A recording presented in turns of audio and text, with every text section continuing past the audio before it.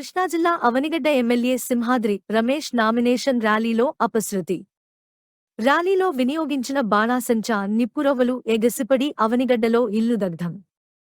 అగ్ని ప్రమాదంలో దంధమైన తెలుగుదేశం పార్టీ నేత యాసం వెంకటేశ్వరరావు ఇల్లు వైసీపీ అధికారంలోకి వచ్చిన దగ్గర నుంచి యాసం శ్రీనివాసరావు ఇంటి స్థలం విషయంలో కొనసాగుతున్న వివాదాలు.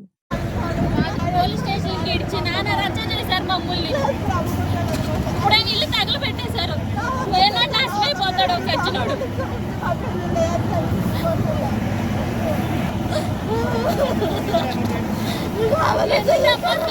ఎన్ని జరగట్లే సెంట్రల్ ఎమ్మటి